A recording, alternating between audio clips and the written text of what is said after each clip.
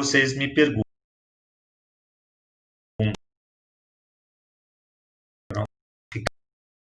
tá bem?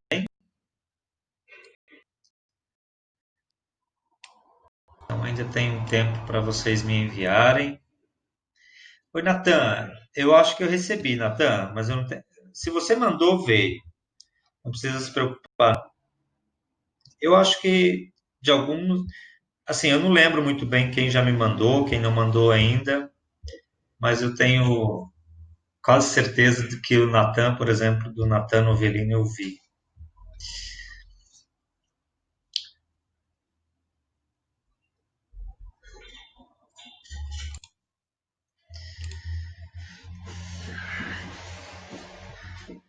Se vocês mandaram pro e-mail certo, que é aquele genivaldoagner@luterano.com.br, deve ter não, vai chegar com certeza, tá bem? Qualquer dúvida depois nós conversamos. Samuel, não manda pelo Skype, por favor, manda para esse e-mail que eu vou colocar aí, tá bem? Porque pelo Skype depois eu tenho que procurar aluno por aluno para depois encontrar. E lá no e-mail fica tudo agrupado, turma por turma, tá? A Mariana também mandou pelo Skype e o Samuel. Eu só vou pedir para vocês mandar por e-mail, tá? Qualquer dificuldade vocês me avisem.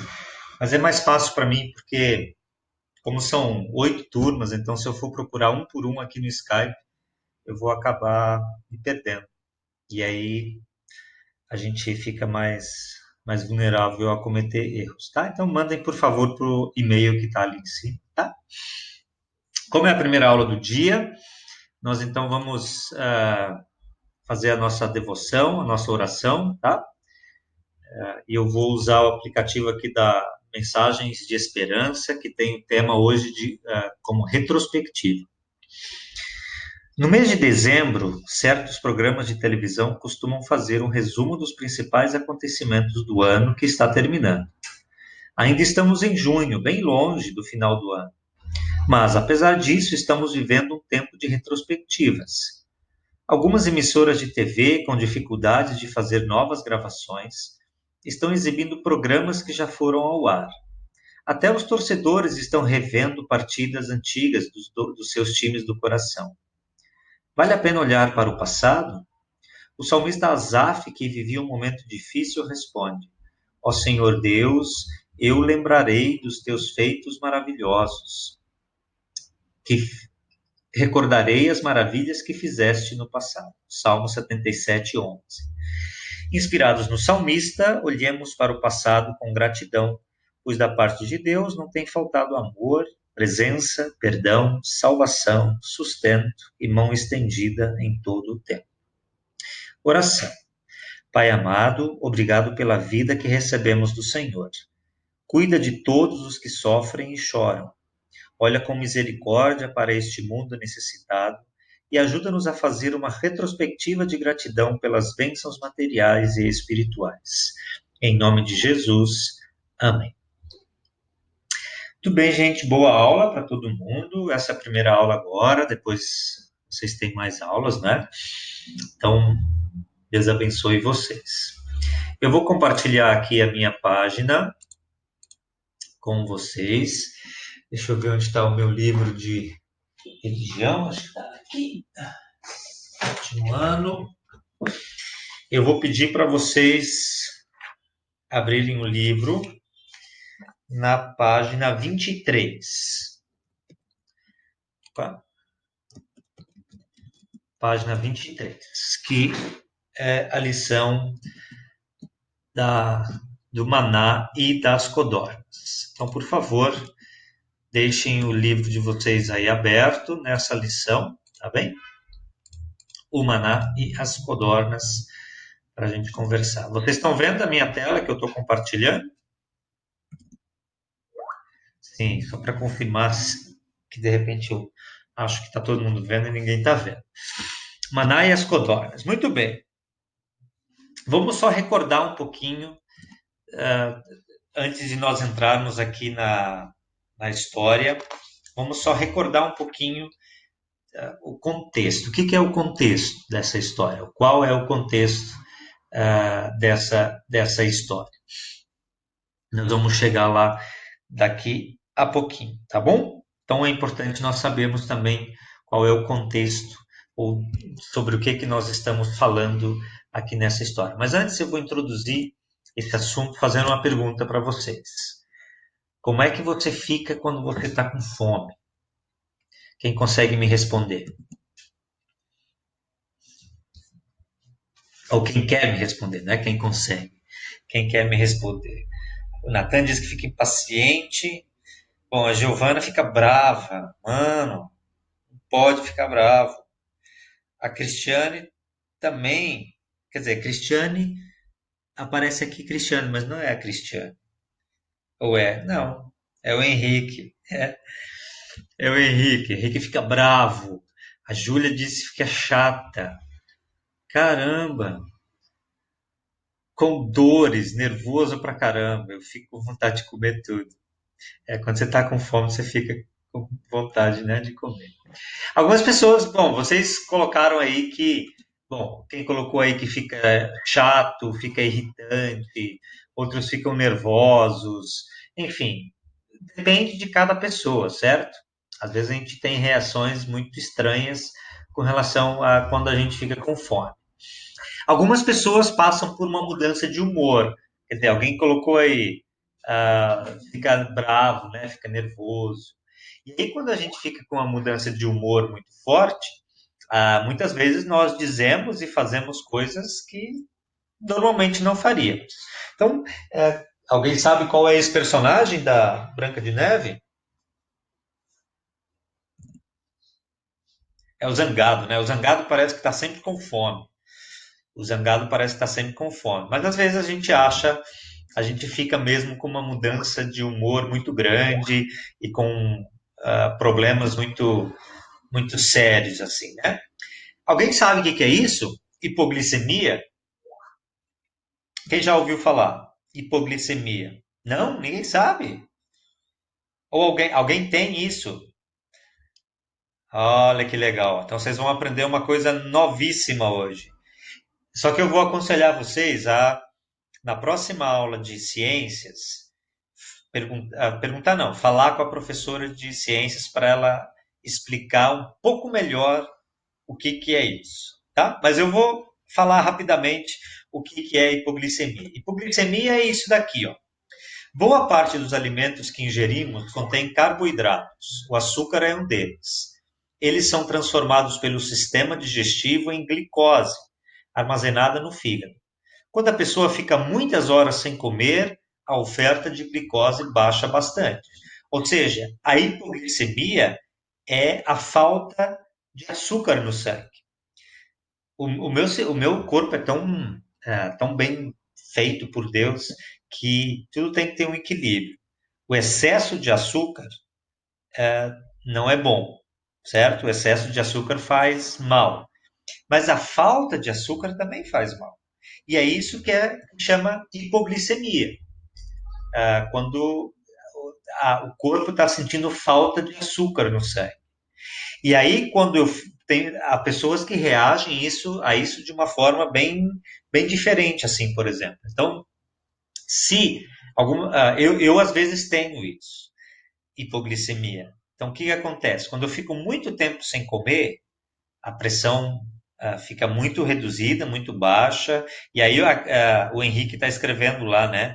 Por isso que tem gente que desmaia quando não come. Exatamente.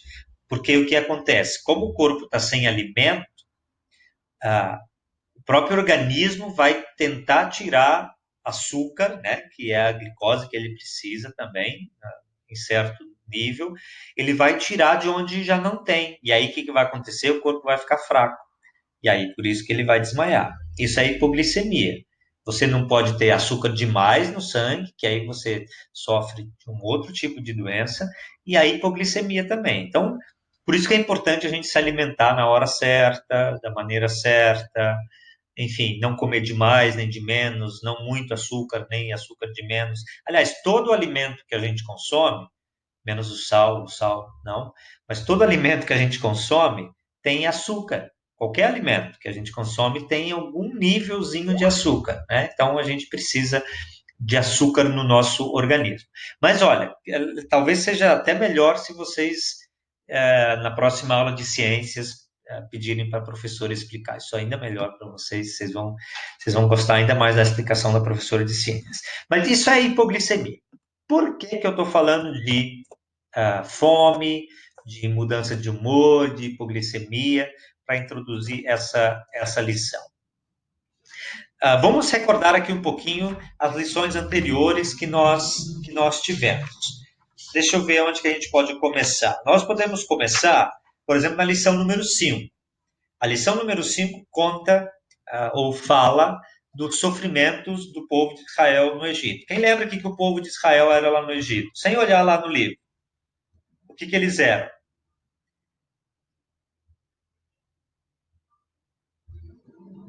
Escravos. Eles eram escravos lá no Egito. E aí, na lição 6, quem Deus escolhe para libertar o seu povo? Duas pessoas. Moisés e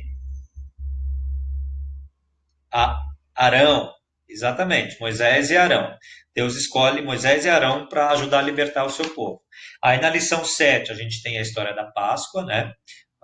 Que é o final das 10 pragas do Egito, e aí o povo é libertado da escravidão do Egito. Na lição 8 a gente já tem o povo no deserto, né? Coluna de fogo, coluna de nuvem, para proteger de dia, para proteger de noite e assim por diante. Nesse meio tempo, logo quando eles saíram do Egito, mais ou menos uns 2 meses, né? Antes disso, eles atravessaram o Mar Vermelho. Vocês lembram desse episódio, né? Que o povo chegou na frente do Mar Vermelho, não tinha para ir para frente, que era o mar, atrás estava o exército do faraó. E aí, o que Deus pede para Moisés fazer? Bater, estender e abrir o mar para o povo passar. Então, isso aconteceu mais ou menos 2 meses. Isso que a gente está vendo hoje aconteceu depois, evidentemente, que o povo atravessou o Mar Vermelho. O que aconteceu? Eles estavam no deserto.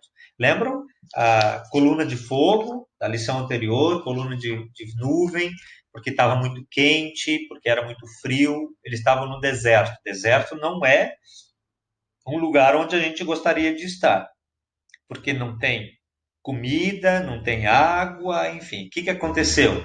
O povo começou a reclamar de Moisés e de Arão. E eles começaram a dizer: Poxa, a gente devia ter ficado lá no Egito. Lá a gente era escravo, mas pelo menos tinha comida lá. E vê, humanamente falando, a gente não pode nem criticar muito eles, né? Porque imagina, ficar sem comer. Quantos daqueles talvez ali tinham hipoglicemia, certo? Quantos daqueles ali talvez tinham. Eu não sei como é que. Quantos daqueles ali tinham problemas e aí ficavam. E aí por isso que eles ficaram chateados também. Porque imagina, você andar no deserto, ter que passar, né, num lugar onde não tem nada e aí ter fome. Então o povo começou a reclamar de Moisés e de Arão. E com razão, certo? Até certo ponto. Porque a fome não é algo legal, nem a sede, né? Então, humanamente falando, o povo, claro, que eles tinham esquecido que eles eram escravos e que Deus tinha libertado eles da escravidão, etc, etc, etc. E agora eles então começam a reclamar por causa da fome. E aí o que Deus faz? Deus envia codornas. Alguém já viu uma codorna? Alguém conhece o que é a codorna? É um, é parecido com uma galinha, só que bem menorzinha, né? Ela é bem menorzinha do que a galinha, mas é uma ave. A codorna é uma ave, é igual essa daqui que tem na foto. Então, conta o texto bíblico que vocês têm aí na lição, que Deus prometeu para eles que iria cuidar, né, do povo.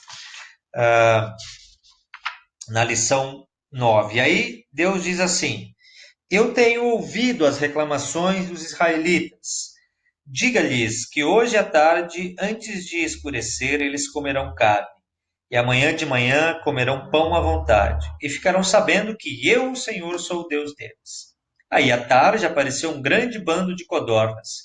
Eram tantas que cobriram o acampamento, e no dia seguinte de manhã havia orvalho em volta de todo o acampamento.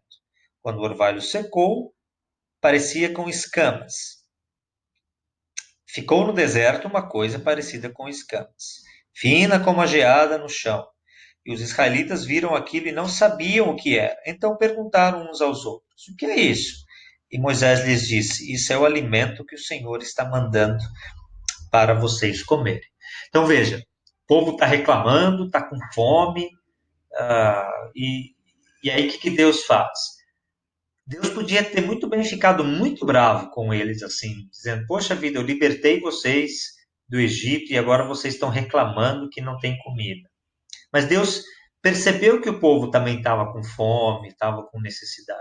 O que Deus faz? Deus providencia para eles carne, que é a codorna, e aí a Bíblia fala numa palavra maná, que aí, como a gente não sabe o que é, explica, é algo parecido com escamas, branquinho, como escamas. Eu sempre acho que, assim, tirando a cor, o mais perto que a gente às vezes chega de saber o que é o maná é. Como é que chama aquela coisa que a gente come de manhã, no café da manhã? É sucrilhos, cereal. Tem um cereal que é mais. Não, pão não. Não, Samuel. Pão também a gente come no café da manhã, tá certo. Mas é aquele cereal, não tem o cereal? Os sucrilhos. Eu chamo tudo de sucrilhos, mas tem diversos tipos, né? Tapioca também, tapioca, mas eu estava me referindo ao cereal.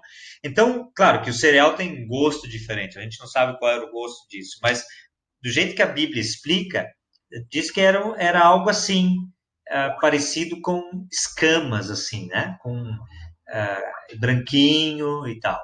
E esse é o que era o maná. Então, olha o que o povo tinha: carne de tarde e maná de manhã, que era essa coisinha branca que parecia com escamas. E isso era todos os dias. Todos os dias. E aí, como o povo era esperto, o que eles tentaram fazer? Para não precisar acordar todo dia de manhã e colher o maná, eles tentaram, tipo, num dia antes, juntar o suficiente para a semana toda. E aí o que aconteceu? Quando eles juntavam o maná, que era para dar de um dia para o outro, o que acontecia no outro dia? Ele estragava, né? Ele ficava podre, cheirava mal e assim por diante. Então era isso que ainda por cima acontecia quando o povo tentava colher mais maná do que era o necessário. Ou seja, o povo, mesmo Deus ajudando, eles ainda tentavam dar um jeito de burlar a vontade de Deus. O que a gente pode aprender com essa lição, com essa história, com esse relato, com esse episódio do maná e das codornas? Vamos lá. Primeiro, que Deus cuida do seu povo. Deus também cuida de nós quando passamos por dificuldades ou sentimos medo de algo. Deus sempre está ao nosso lado para nos cuidar, mesmo quando a gente às vezes não percebe isso. Ou seja, o povo achava que Deus não estava olhando para eles. O povo achava que Deus estava pouco, pouco se preocupando com eles.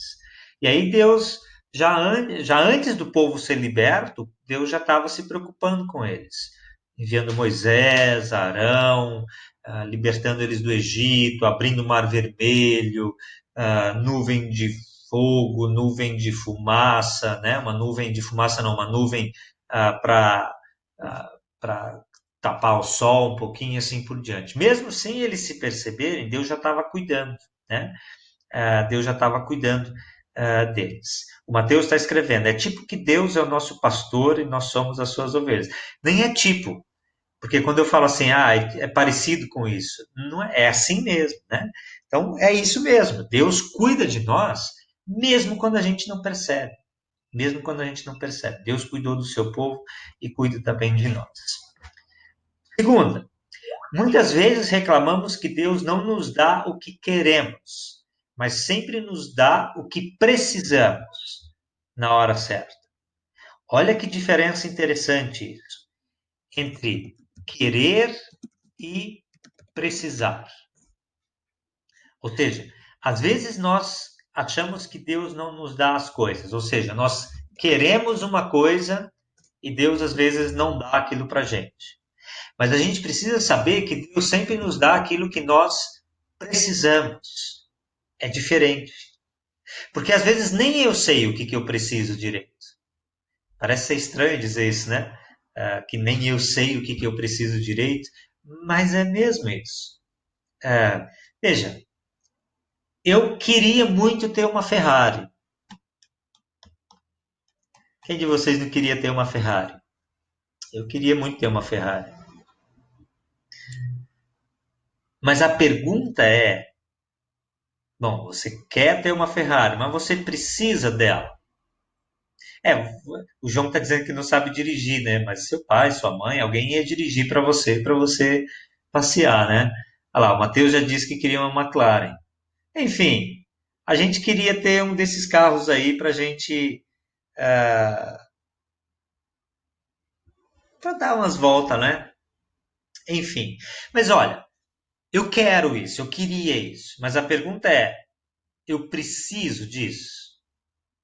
Qual a necessidade, né? Por que que eu preciso isso? Então, às vezes a gente reclama de Deus porque Deus não nos dá aquilo que a gente quer, né? Mas Deus sempre nos dá aquilo que eu preciso. O povo de Israel, talvez eles, quando diz quando começa o povo a reclamar de Moisés, o que o povo queria? Queria voltar lá para o Egito. Era isso que o povo queria. Mas o que eles precisavam? Seguir em frente. E aí Deus dá para eles aquilo ah, que eles precisam, né?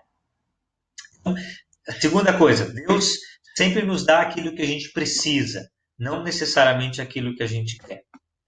Terceira coisa, precisamos diariamente reconhecer e agradecer por estas bênçãos recebidas das mãos de Deus.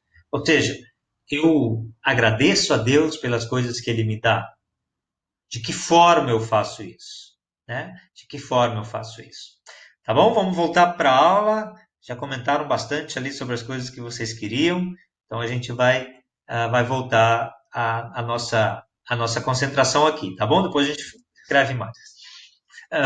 Como é que eu agradeço a Deus por aquilo que Ele me dá? Como é que você agradece a Deus por aquilo que Ele dá para você? Quem vai me ajudar? Rezando, fazendo oração. Mais gente escrevendo.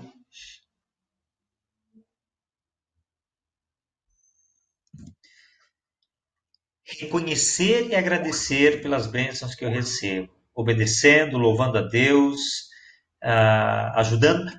Muito bem, Júlia, obrigado. Isso é muito importante também. Isso eu faço para colocar a minha gratidão de uma forma prática.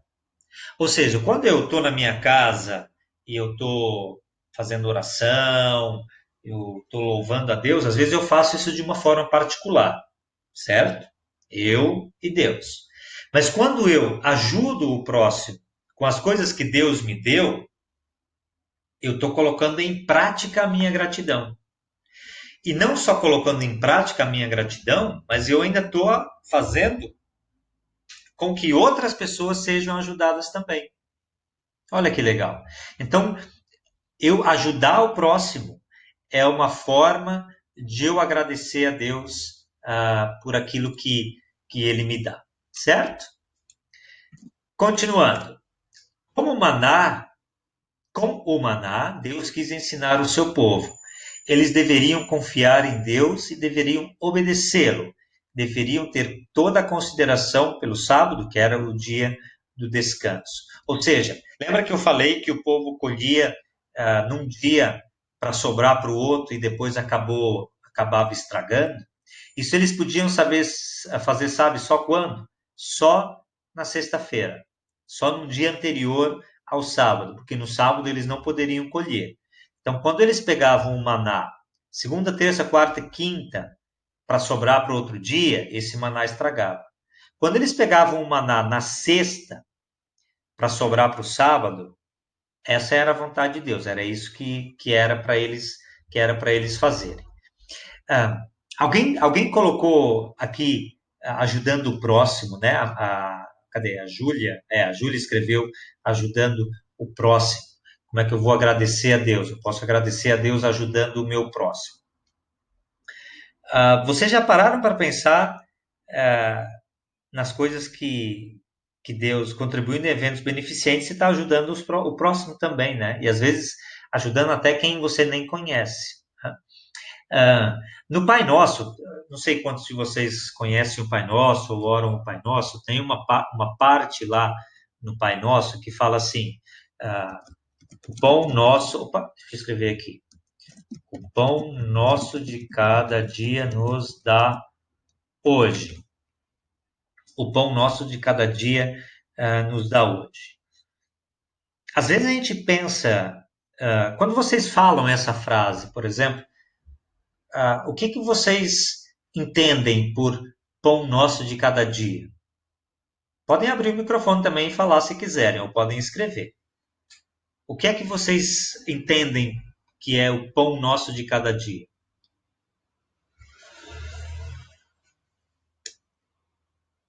O Samuel diz que ele deu tudo o que nós precisamos. Dá um exemplo para mim, Samuel.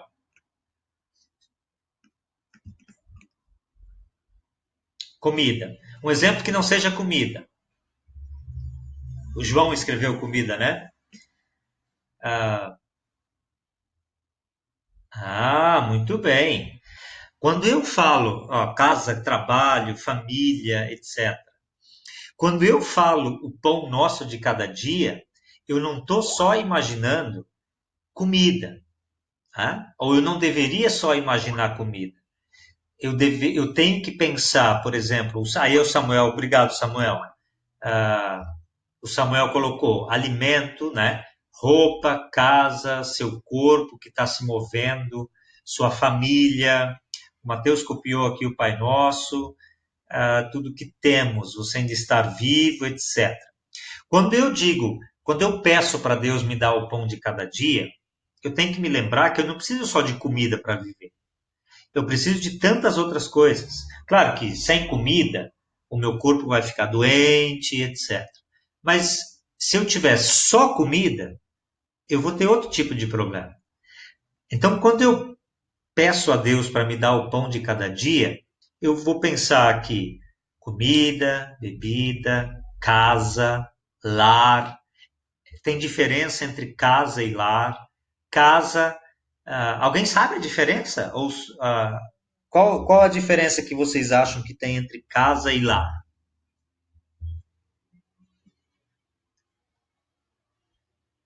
Qual a diferença entre casa e lar? Alguém consegue me explicar?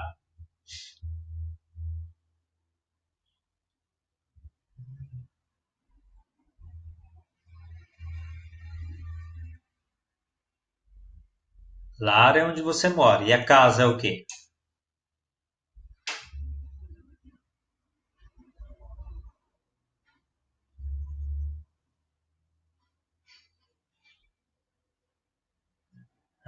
Casa é simplesmente o lugar que você mora. Lar é onde você vive. Talvez se a gente pudesse resumir assim, que casa é o lugar físico, ou seja, o apartamento, a casa, os tijolos, as paredes. O lar é aquilo que acontece dentro da casa, sua família. Né? O lar é aquilo que você constrói dentro da casa, certo? Então, quando eu penso assim, casa e lar, qual a diferença? Então, se eu tenho uma casa, o que eu estou pensando? O que eu posso estar pensando? é a construção, tijolos, parede. Quando lá eu tenho um lar, é diferente, né? É um pouco diferente. Ah, as pessoas que estão lá, que fazem parte do seu dia a dia. Lar é onde você encontra ajuda, onde você tem descanso, enfim, tem essa diferença aí, só esse parênteses. Então eu tenho que pensar, quando eu peço para Deus para me dar o pão de cada dia, eu vou pensar casa, lar, dinheiro, eu preciso de dinheiro para viver, quando chegar a hora, esposa, marido, filhos. Quando eu peço o pão de cada dia, eu preciso de amigos, eu preciso de bom governo, eu preciso de tempo, eu preciso de colégio, eu preciso de amigos, falando de novo. Eu preciso de tanta coisa para viver que não é só comida, que é importante. Então, quando eu penso que Deus deu, né? Ah, quando eu preciso agradecer as bênçãos que eu recebo da mão de Deus, não é só pensar em comida, nesse sentido. Eu vou pensar em todas as outras coisas que Deus me dá, que eu preciso para viver também, né? Que eu preciso para viver também. Então, hoje, ah, quando, não sei, quando vocês forem dormir, por exemplo, na oração de vocês, não esqueçam de incluir essas coisas que Deus dá para vocês. Bênçãos materiais, ou seja, coisas que vocês possam pegar, que vocês veem, mas também bênçãos espirituais. Ou seja, o que a gente falou antes, saúde, amigos, fé, amor, harmonia, enfim, todas essas coisas que fazem parte do meu dia a dia e que eu também tenho uma certa não, que eu também tenho necessidade. Eu preciso disso tudo. Eu não vivo só de pão. A Bíblia fala que não só de pão viverá o homem, mas de toda palavra que vem de Deus. Eu normalmente, e a gente já fez isso hoje também, mas a gente ora sempre no início da aula. Mas eu queria convidar vocês para orar agora, nesse momento, tá? Então, daí onde vocês estão, orem comigo em pensamento nesse momento. Senhor Deus, muito obrigado porque o Senhor nos cuidou no fim de semana. Muito obrigado pelo sustento da nossa vida, da nossa família. Obrigado por esse dia também que nós estamos novamente prontos para estudarmos, para aprendermos coisas novas. Muito obrigado pela tua proteção, pelo teu cuidado, por nos dar tudo aquilo que nós precisamos e que nós necessitamos. Perdoa os nossos pecados, perdoa as nossas falhas e continue guiando a nossa vida de acordo com a tua santa vontade. Tudo isso nós te pedimos e tantas outras coisas que nós precisamos agradecer, nós o fazemos em nome de Jesus. Amém. É isso, gente, que eu tinha preparado para a aula de hoje, para essa lição. Façam o exercício da página 24, tá bem? Façam o exercício da página 24. Na próxima lição, nós vamos passar duas lições, a lição número 10 e a lição número 11, tá? Porque a gente precisa chegar até a lição número 14 para o segundo bimestre, para a gente fazer a avaliação depois do segundo bimestre, tá bem? Então, façam o exercício da página. Algumas pessoas já fizeram, quem não fez, então faz. Página 24. Na próxima aula eu vou passar essa correção para vocês, tá bem? E na próxima aula, nós então vamos passar duas lições, lição 10 e lição 11. Tchau, gente. Quem ainda não mandou a prova, mande, por favor, até hoje, às 23 horas e 59 minutos. Qualquer dúvida, mandem um e-mail perguntando. Tchau, gente. Boas aulas. Deus cuide de vocês. Até outro dia.